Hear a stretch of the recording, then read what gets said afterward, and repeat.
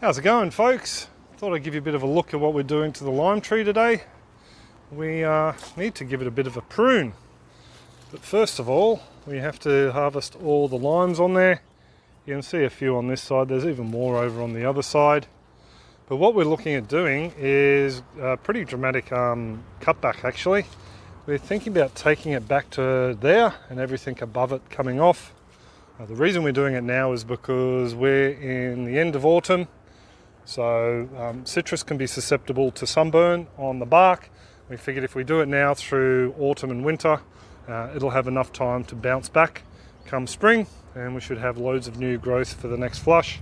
I mean, just look at the amount of limes we have in through here, and then up through there, there's even more. So we've already had Hamish from Naughty Goat Farm come around. G'day H. He's already taken a bag load. And we have a couple of other people that are after some as well, and we wouldn't mind some juice for the freezer. So I thought, yeah, I'll give you a bit of a quick look at what she looks like beforehand from this side and the other side. As you can see from this side, she is a pretty large tree, and you might be able to make out we do have a little bit of a nutrient deficiency. So what we'll probably end up doing is feeding up the soil underneath, just emptying a bag of compost on there, and then we'll mulch up these leaves and pop it over the top. And that'll break down and feed her back up. But yeah, as you can tell, she's growing out the side here, out past the bay tree, and really does need a little bit of TLC. Oh, the other reason we want to give her a haircut is we've got garden beds we want to set up behind her, plus the veggie pod over there, which as you can see is doing rather well.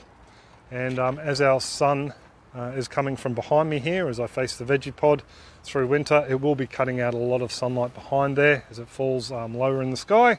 But that's enough prattling on. I'll set up the camera and bring you small mini updates as we give her a haircut, and then give you a final look at the harvest and the end result. So I've already mentioned one of the reasons we're cutting it back, and that's to allow some more sunlight into the yard.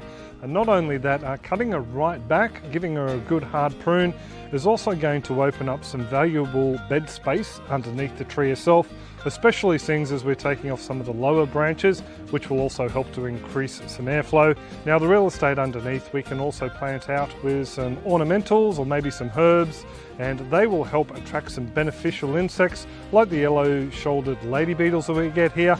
Those little fellas are really good at knocking off the aphids we sometimes get on the citrus trees here. So I just thought I'd show you a couple of things here.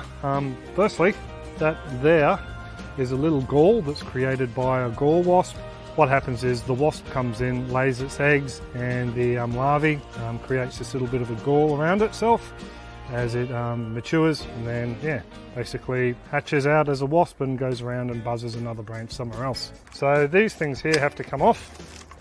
And the other thing I am doing is just snapping off any of these smaller branches, and anything that's sort of crossing over larger branches. I might as well take them out now, because we're only going to snip them off later anyway, and they can actually be a bit of a hazard as you're leaning into the tree, poking you in the eye. And you can probably see this one here as well, same thing. It's growing through the other branches. So I'll nip this small one off first. It's got a couple of limes on it, and then this one as well.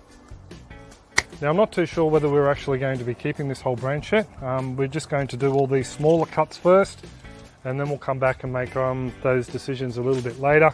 So these little branches down the bottom, we definitely want to get rid of them. We don't really want too many branches down low.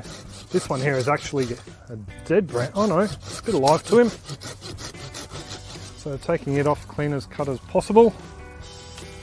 And these ones over the back here, coming up through this little section here and then growing out towards the back, we definitely want to get rid of that. And also the other